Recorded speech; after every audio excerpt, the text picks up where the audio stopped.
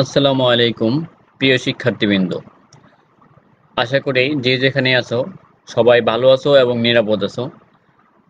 প্রতি শনিবারের ন্যায় আবারও তোমাদের সামনে হাজির হয়েছি ফেসবুক লাইভ ক্লাস নিয়ে। আজকের এই ফেসবুক লাইভ ক্লাসে সকলকে স্বাগত জানাচ্ছি। ফেসবুক লাইভ ক্লাসে শুরুতেই কৃতজ্ঞতা স্বীকার করে নিচ্ছি যারা এই ফেসবুক লাইভ ক্লাসে বিভিন্নভাবে সহযোগিতা করেছেন। কৃতজ্ঞতা স্বীকার করতেছি গণপ্রজাতন্ত্রী বাংলাদেশ সরকারের শিক্ষা মন্ত্রণালয়, বাংলাদেশ কারিগরি শিক্ষা অধিদপ্তর, এ সকল কর্মকর্তা কর্মচারীবৃন্দ এবং সর্বোপরি ময়মনসিংহ পলিটেকনিক ইনস্টিটিউট কর্তৃপক্ষের প্রতি। বরাবরের ন্যায় আজকে আমি তোমাদের সামনে যে বিষয়টি নিয়ে হাজির হয়েছি সেটি হচ্ছে পাওয়ার টেকনোলজি দ্বিতীয় পর্বের ওয়ার্কশপ সেফটি অ্যান্ড ম্যানেজমেন্ট, যার বিষয় কোড হচ্ছে 67121। আজকে আমি যে টপিক নিয়ে আলোচনা করব সেটি হচ্ছে দ্বিতীয় ও চতুর্থ অধ্যায়। ইতিমধ্যে আমরা প্রথম থেকে 12 অধ্যায় মোটামুটি আলোচনা শেষ করেছি। এখন আমরা আবার রিভিউ করতেছি ক্লাস। তো রিভিউর অংশ বিশেষ হিসেবে আজকে আমি তোমাদের সামনে দ্বিতীয় এবং চতুর্থ অধ্যায় নিয়ে আলোচনা করব। তো শিক্ষার্থী বন্ধুরা, আমাকে ঠিকমতো শোনা যাচ্ছে কিনা সেটি জানিও। বরাবরের ন্যায় উপস্থাপনায় আছি আমি মোহাম্মদ মানিক মিয়া, জুনিয়র ইন্সট্রাক্টর পাওয়ার, ময়মনসিংহ পলিটেকনিক ইনস্টিটিউট, ময়মনসিংহ। আমার সাথে যোগাযোগ করার জন্য এখানে আমার মেইল অ্যাড্রেস দেওয়া আছে। কারো কোনো প্রশ্ন থাকলে মেইল অ্যাড্রেসেও প্রশ্ন করতে পারো। তো শিক্ষার্থীবৃন্দরা, আজকে আমরা এই পাঠ শেষে বা আজকে আমরা যে বিষয়গুলো নিয়ে আলোচনা করব সেগুলো হচ্ছে দুর্ঘটনা বলতে কি বুঝি সেই বিষয়টা আমরা জানব। তারপর জানব দুর্ঘটনার প্রকারভেদ। তারপর জানব দুর্ঘটনার ব্যয় কি এবং ব্যয় নির্ধারণের বিভিন্ন পদ্ধতিসমূহ। এবং আমরা জানব দুর্ঘটনা প্রতিরোধের উপায় ও তার প্রয়োজনীয়তা। এবং তারপরে আমরা আলোচনা করব নিরাপত্তা প্রশিক্ষণ কি সেই বিষয় নিয়ে আমরা আলোচনা করব। এবং সর্বোপরি আমরা যা জানব সেটি হচ্ছে নিরাপত্তা সচেতনতা বৃদ্ধির বিভিন্ন উপায়সমূহ। তো শিক্ষার্থী বন্ধুরা, আমরা প্রথমেই জেনে নিই দুর্ঘটনা কি।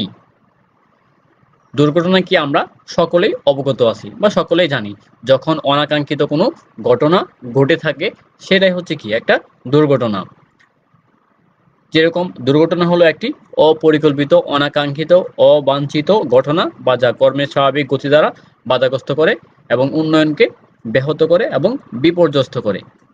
কোনো নিরাপদ কার্য বা অনিরাপদ অবস্থা কিংবা উভয়ের কারণে উদ্ভূত এমন অপরিকল্পিত ও অপ্রত্যাশিত ঘটনা ঘটে যাতে কোনো ব্যক্তি আহত বা নিহত হতে পারে অথবা হওয়ার সম্ভাবনা থাকে এবং সম্পদের ক্ষয়ক্ষতিও হতে পারে। এমন কোনো ঘটনা যখন ঘটবে তখন তাকে আমরা কি দুর্ঘটনা বলে আখ্যায়িত করব।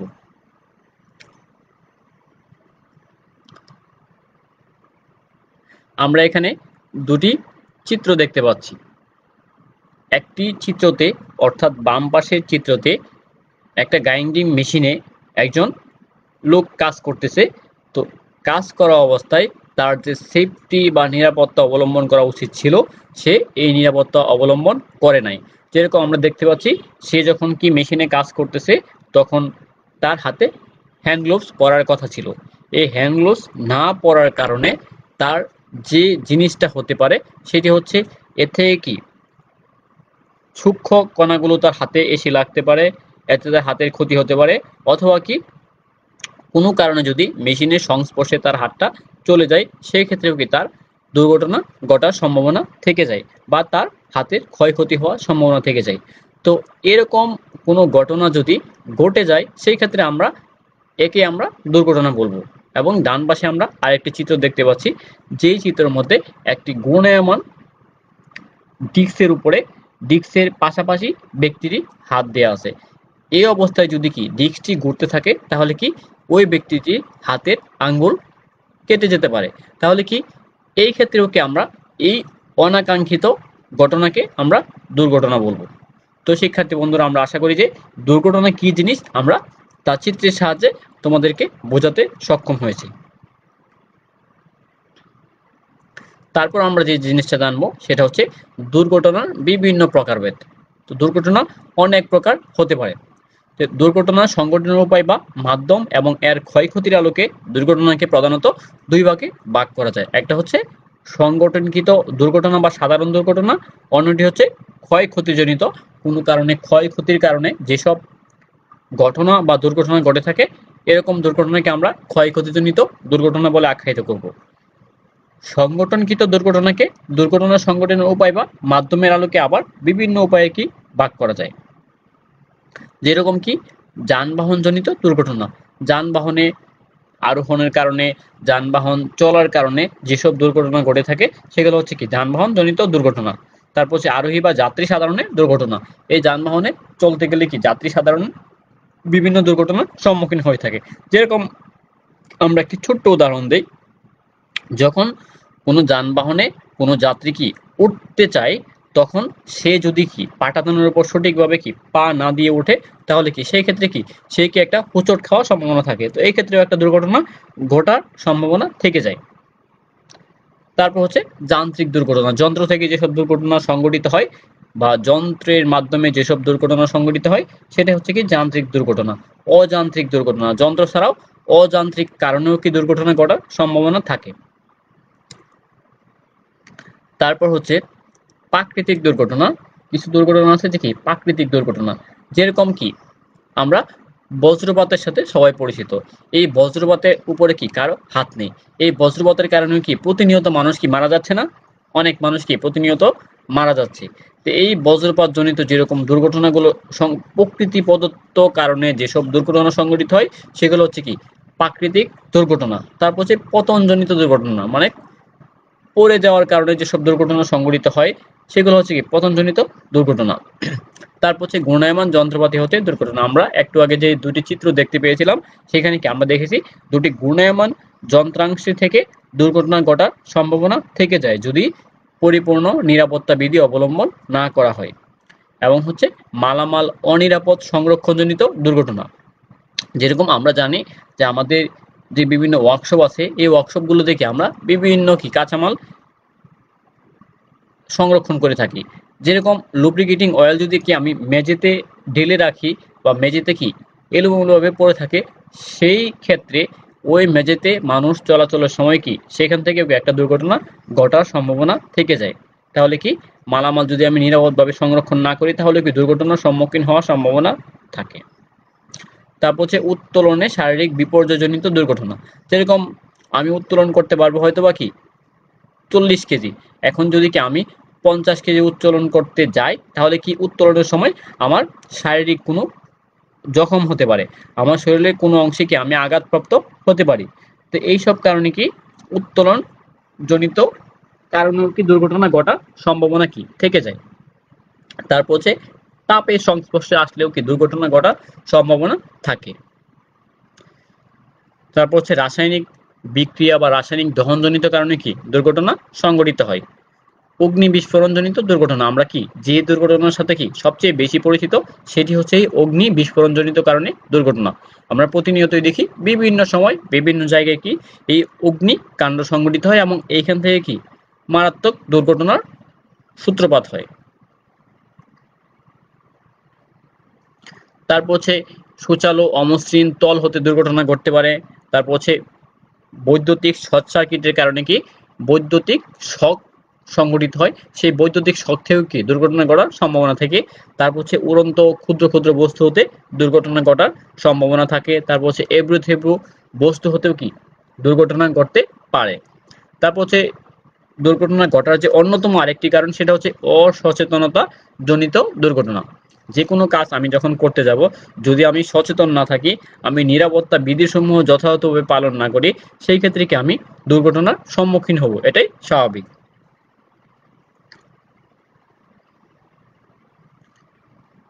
তারপর হচ্ছে ক্ষয়ক্ষতিজনিত দুর্ঘটনা আবার কি 4 প্রকার। একটি হচ্ছে কর্ম অক্ষম আঘাতজনিত দুর্ঘটনা। তারপর হচ্ছে সামান্য আঘাতজনিত দুর্ঘটনা, যে সামান্য আঘাতের কারণে কি দুর্ঘটনা ঘটার সম্মুখীন হতে পারি। কর্ম অক্ষম বলতে হচ্ছে যে একটা কাজ একজন করতে পারে না, তখন সেই কাজটি যখন সে করতে যাবে তখন কি সে কাজটি করার অভিজ্ঞতা না থাকার কারণে বা পদ্ধতি জানা না থাকার কারণে সে কি দুর্ঘটনার সম্মুখীন হতে পারে। তারপর হচ্ছে মালামালের ক্ষয়ক্ষতিজনিত দুর্ঘটনা, যদি কোনো কারণে মালামাল ক্ষতিগ্রস্ত হয় সেই ক্ষেত্রেও কি আমার দুর্ঘটনা ঘটার সম্মুখীন হওয়ার সম্ভাবনা আছে।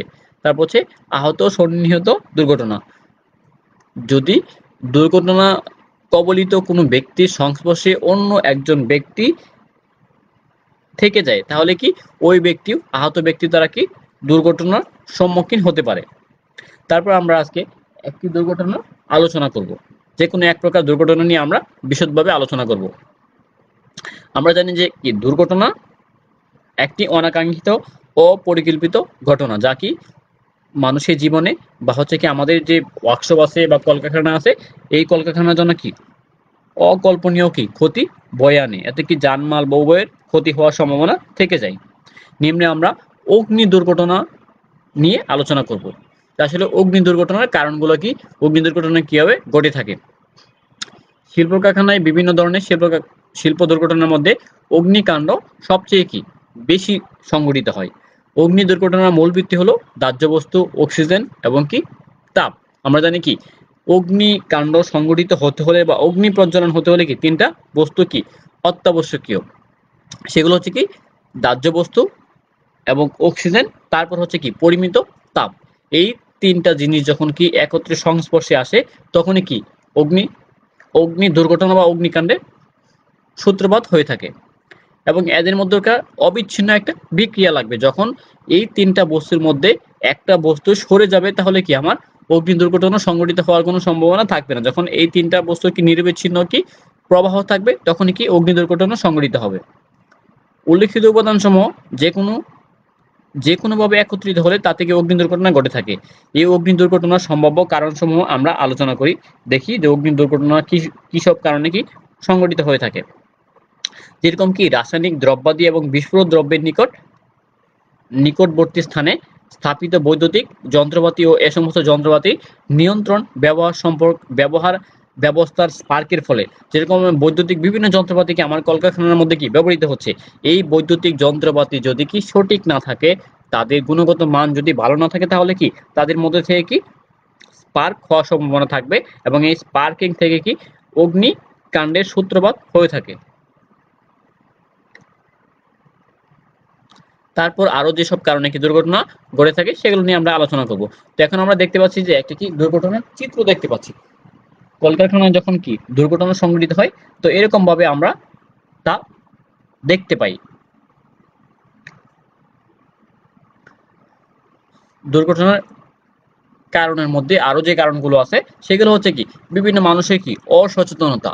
যেমন আমেরিকার দি ন্যাশনাল সেফটি কাউন্সিলের মতে কর্মশালায় সংঘটিত কোনো ঘটনা বা দ্রুত সংঘটিত ঘটনাসমূহ যা নিরাপত্তাহীন কাজ এবং নিরাপত্তাহীন অবস্থা হতে সৃষ্টি হয় এবং অপ্রত্যাশিতভাবে ব্যক্তি বা কর্মীকে আহত করে, তাই দুর্ঘটনা। এরূপ দুর্ঘটনার 5টি ধারাবাহিক স্তর পাওয়া যায়। যেরকম কি কর্মীর পারিবারিক ও সামাজিক পরিবেশগত কারণ, যদি কর্মী কার্যক্ষেত্রে আসার আগে পারিবারিকভাবে কি বিভিন্ন সমস্যা নিয়ে আসে, সে বিভিন্ন কি টেনশন নিয়ে আসে কাজের মধ্যে, তাহলে কি সে কি অসচেতন থাকবে, এই অসচেতনতা কি দুর্ঘটনার অন্যতম কি প্রধান কারণ। তারপর হচ্ছে কর্মীর ব্যক্তিগত ত্রুটি কি সে যদি কি নিরাপত্তা বিধি অবলম্বন সঠিকভাবে না করে, তারপর হচ্ছে যে সে যদি কি কার্য সম্বন্ধে বা একটা মেশিন সঠিকভাবে কি পরিচালনা করতে না পারে সেই ক্ষেত্রে কি আমার দুর্ঘটনা ঘটার সম্ভাবনা থাকে। তারপর হচ্ছে বিপজ্জনক কর্ম বা যান্ত্রিক ও বৌদ্ধ ত্রুটি, যন্ত্রের ত্রুটির কারণে কি দুর্ঘটনা ঘটে থাকে। তারপর হচ্ছে বৈদ্যুতিক শর্ট সার্কিট হতে দুর্ঘটনা ঘটে থাকতে পারে। তারপর হচ্ছে আহত হওয়া ব্যক্তি হতেও কি দুর্ঘটনা ঘটার সম্ভাবনা থাকে, আমরা আগেই আলোচনা করেছি।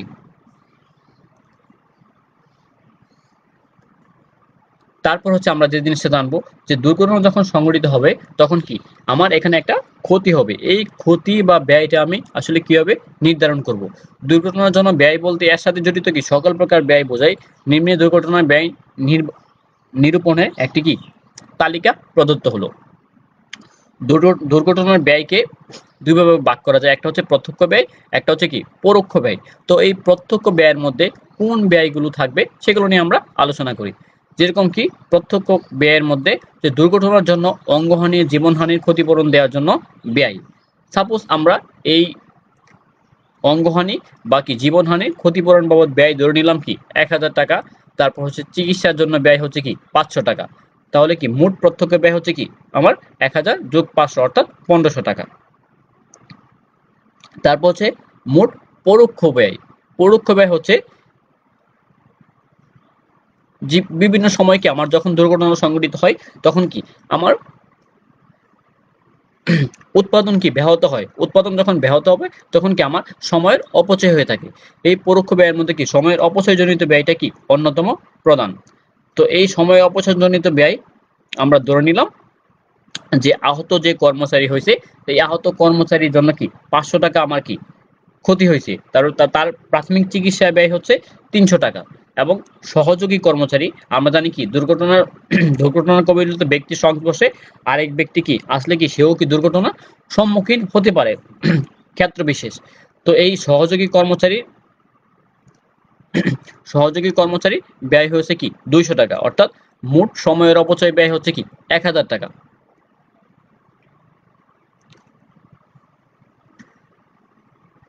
তারপর পরোক্ষ ব্যয়ের মধ্যে আরো যে ব্যয়গুলো চলে আসবে সেগুলো হচ্ছে কি উৎপাদন ক্ষতিজনিত ব্যয়। যখনই আমার কোনো দুর্ঘটনার সম্মুখীন হব তখনই কি আমার উৎপাদন কি হ্রাস পাবে। এই উৎপাদন হ্রাস পাওয়ার কারণে কি আমার উৎপাদন হ্রাসজনিত একটা কি ব্যয় চলে আসবে। তো আমরা ধরে নিই যে উৎপাদন হ্রাসজনিত ব্যয় হচ্ছে 5000 টাকা এবং মালামাল নষ্টজনিত ব্যয় হচ্ছে কি 2000 টাকা, যন্ত্রপাতি নষ্টজনিত ব্যয় হচ্ছে 1000 টাকা। তাহলে কি মোট উৎপাদন হ্রাসজনিত ব্যয় হচ্ছে 8000 টাকা। তো মোট পরোক্ষ ব্যয় দাঁড়াচ্ছে ক প্লাস খ, অর্থাৎ উৎপাদনজনিত ব্যয় এবং হচ্ছে কি আমার সময়ের অপচয়জনিত ব্যয়, এই দুইটার যোগফল আমরা একত্রে করলে যে ব্যয়টা পাবো সেটাই হচ্ছে কি আমার পরোক্ষ ব্যয়। তো সময়ের অপচয়জনিত ব্যয় ছিল আমার 1000 টাকা এবং হচ্ছে উৎপাদন ক্ষতিজনিত ব্যয় হচ্ছে আমার 8000 টাকা। তাহলে কি মোট পরোক্ষ ব্যয় দাঁড়াচ্ছে 9000 টাকা। তাহলে আমরা এখন মোট ব্যয় আমরা হিসাব করব। সুতরাং কি শিল্প কারখানার মোট দুর্ঘটনা ব্যয় হচ্ছে মোট প্রত্যক্ষ ব্যয় যোগ হচ্ছে মোট পরোক্ষ ব্যয়। মোট প্রত্যক্ষ ব্যয় হচ্ছে কি আমরা আগে দেখে নিয়েছিলাম যে মোট প্রত্যক্ষ ব্যয় হচ্ছে কি 1500 টাকা এবং মোট পরোক্ষ ব্যয় হচ্ছে 9000 টাকা। তাহলে কি শিল্প কারখানায় কি দুর্ঘটনাজনিত কি মোট ব্যয়টা এখানে দাঁড়াচ্ছে কি 10,500 টাকা। এইভাবে আমি একটি শিল্প কারখানা যখন কি দুর্ঘটনা সংঘটিত হবে আমি কি ব্যয় নিরূপণ বা নির্ধারণ করতে পারবো।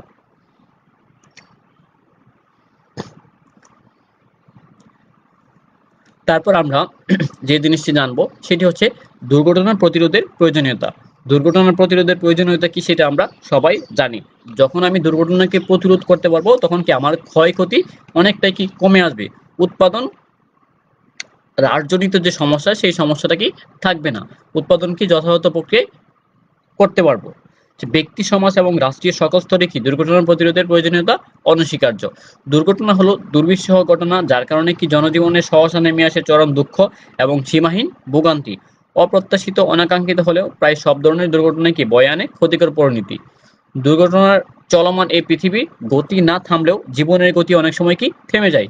অনেকেরই নিমিষেই ধ্বংস হয় মূল্যবান জাতীয় সম্পদ, সেই সাথে মৃত্যুর হিমশীতল চাদরে আচ্ছাদিত হয় অগণিত সম্ভাবনার জীবন।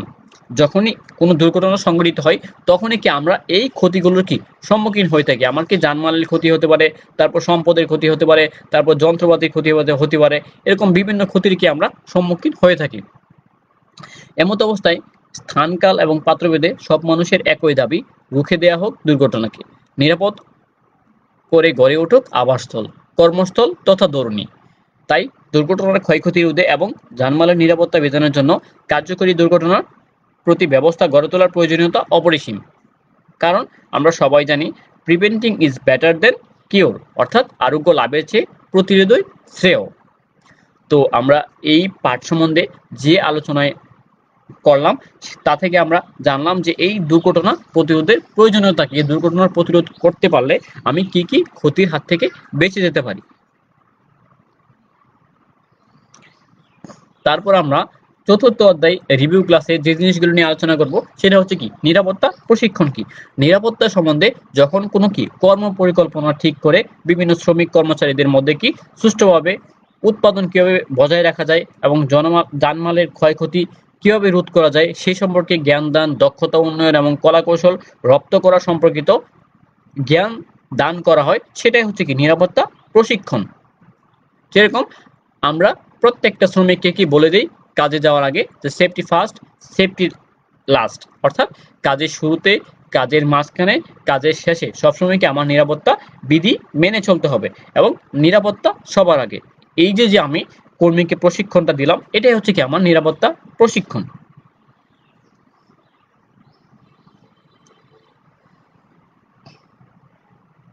তারপর হচ্ছে নিরাপত্তা সচেতনতা কি। আমি যখন কর্মীকে প্রশিক্ষণ দিব, সেই প্রশিক্ষণলব্ধ জ্ঞান যাতে সে সঠিকভাবে কি প্রয়োগ করে, তার জন্য কি তার মধ্যে সচেতনতা তৈরি করতে হবে। বিভিন্ন মিটিং, সেমিনার, বিভিন্ন ওয়ার্কশপের মাধ্যমে কি আমি এই কর্মীকে বিভিন্ন নিরাপত্তা সম্বন্ধে কি সচেতনতা বৃদ্ধি করতে পারি। বিভিন্ন প্রকার দুর্যোগ, দুর্ঘটনা এবং দুর্যোগের ঝুঁকি সম্পর্কে শ্রমিকদেরকে অবহিত করা, বিভিন্ন নিয়ামক যা দুর্যোগের জন্য দায়ী বা যেসব কারণে কি দুর্যোগ সংগঠিত হতে পারে এবং কি এককভাবে বা সমন্বিতভাবে কি ধরনের পদক্ষেপ গ্রহণ করতে হবে, এসব বিষয়ে শ্রমিকদের মধ্যে প্রাথমিক ধারণা প্রদান করা হচ্ছে কি নিরাপত্তা সচেতনতা, অর্থাৎ সেফটি অ্যাওয়ারনেস। যেরকম নিরাপত্তা সচেতনতার মধ্যে আমরা যদি শ্রমিকদের বলে দেই যে যখন কি কোনো কারখানায় অগ্নি দুর্ঘটনা সংঘটিত হবে, তাহলে কি এই পথটা কি এক্সিটের জন্য কি ব্যবহার করতে হবে। তারপর হচ্ছে এই ফায়ার এক্সটিংগুইশার কোন সময় ব্যবহার করতে হবে, কোন ফায়ারের জন্য কোন ফায়ার এক্সটিংগুইশার ব্যবহার করতে হবে, বা এই ফায়ার এক্সটিংগুইশার ব্যবহার করলে কি কি ক্ষতির হাত থেকে আমরা রক্ষা পেতে পারি। এইসব জিনিস যখন আমি একটি শ্রমিক কর্মীকে প্রদান করব বা শ্রমিক কর্মীর সাথে কি আলোচনা করব, তাহলে কি তার নিরাপত্তা সচেতনতা কি অনেকাংশে কি বৃদ্ধি পাবে। তাহলে আমরা জানলাম কি নিরাপত্তা প্রশিক্ষণ কি এবং নিরাপত্তা সচেতনতা কি। তারপর আমরা যে জিনিসটা জানবো সেটা হচ্ছে কি ফায়ার হ্যাজার্ড কি। যে অবস্থা বা যেসব কারণে কি অগ্নি দুর্ঘটনা সংঘটিত হতে পারে, সেই সব জিনিসই হলো কি ফায়ার হ্যাজার্ড। যেরকম আমরা বিভিন্ন চিত্র দেখতে পাচ্ছি, এই চিত্রের মাধ্যমে যে জিনিসগুলো আছে এই সবগুলাই কি ফায়ার বা অগ্নি দুর্ঘটনা সংঘটিত হওয়ার পিছনে কি ভূমিকা পালন করে। যেরকম কি আমরা স্মোকিং, এই স্মোকিং এর সাথে কি আমরা সবাই পরিচিত। কারখানায় বিভিন্ন সময় কি শ্রমিক কর্মচারীরা কি এই স্মোকিং করে থাকে। তো এই স্মোকিং থেকে বিভিন্ন সময় কি অগ্নি দুর্ঘটনা সংঘটিত হয়। তো এই সব বিষয়ে যখন আমি একটা শ্রমিক কর্মচারীকে সচেতনতা বৃদ্ধি করব, তখন কি এই অগ্নি দুর্ঘটনা কি ও অনেকাংশেই কি কমে আসবে।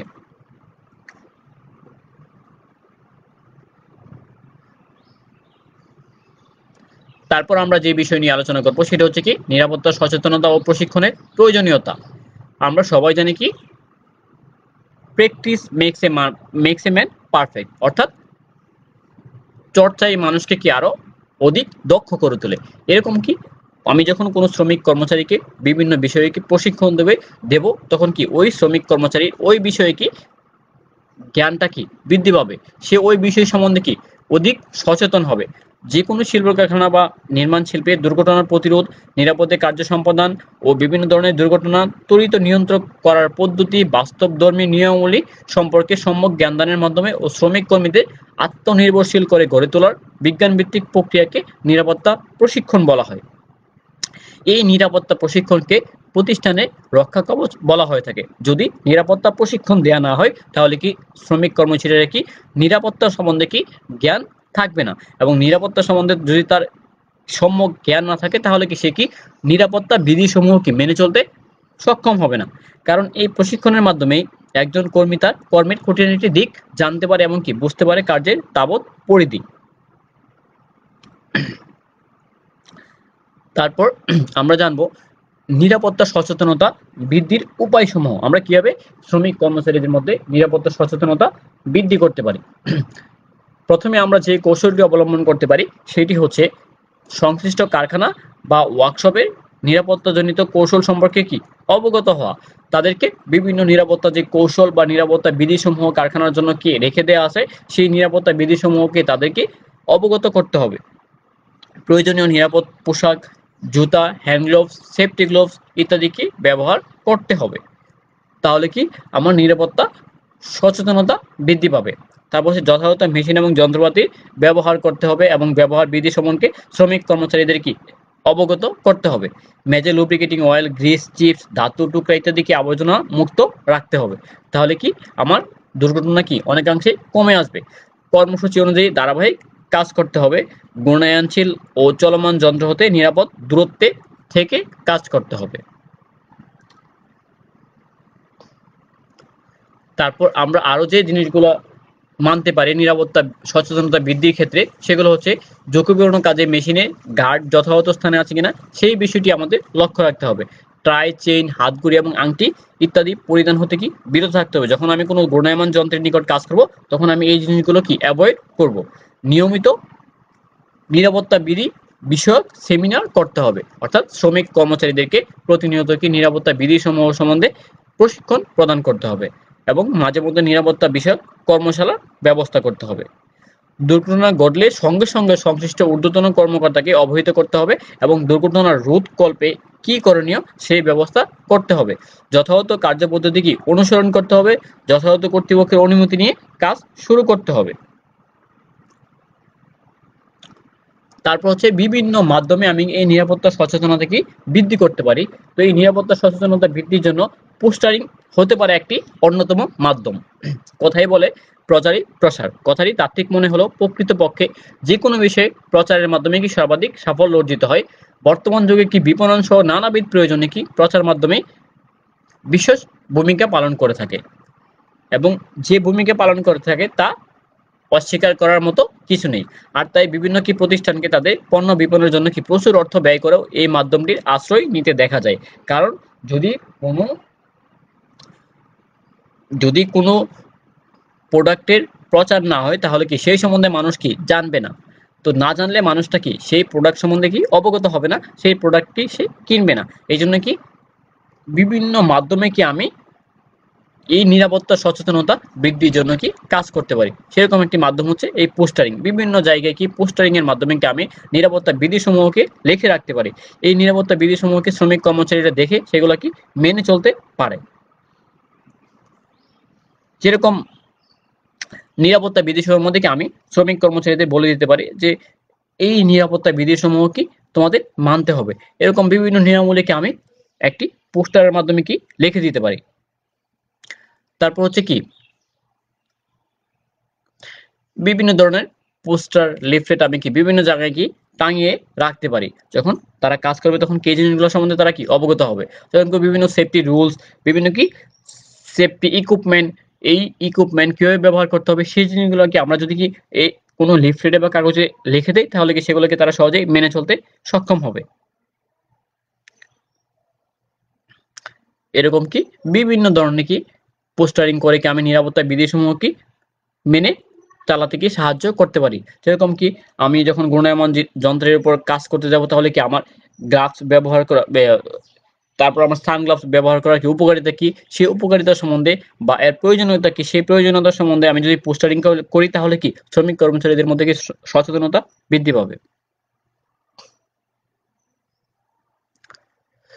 এরকম বিভিন্ন পোস্টারিং এর মাধ্যমে কি আমি সচেতনতা বৃদ্ধি করতে পারি। যেরকম একটা লোক এখানে কি হেঁটে হাঁটতেছে, তো সেই ক্ষেত্রে কি সে হাঁটার সময় কি সে যেভাবে হাঁটার কথা ছিল নিজ দিকে তাকিয়ে সে হাঁটতেছে না, এই জন্য কি সে কি দুর্ঘটনার সম্মুখীন হতে পারে। এরকম পোস্টারিং যদি কোনো শ্রমিক কর্মচারী দেখে তাহলে কি সে এই কাজটা থেকে কি সে বিরত থাকবে। তাহলে কি দুর্ঘটনা ঘটার সম্ভাবনা কি কমে যাবে। তারপর হচ্ছে জনসভা করে কি আমি নিরাপত্তা সচেতনতা কি বৃদ্ধি বৃদ্ধি করতে পারি। যেরকম কি সবাই এমন একটি কর্মী সমাবেশ, যে সমাবেশে কি নিরাপত্তা বিষয়ক তথ্যের আদান প্রদানের মাধ্যমে কর্মীদের অধিকতর নিরাপত্তা সচেতনতা বোধ জাগ্রত হয়। শিল্প প্রতিষ্ঠানের কি কর্ম এবং কর্মস্থলের ধরনের উপর ভিত্তি করে বিভিন্ন স্তরের কি সভা সেমিনার আমি করতে পারি।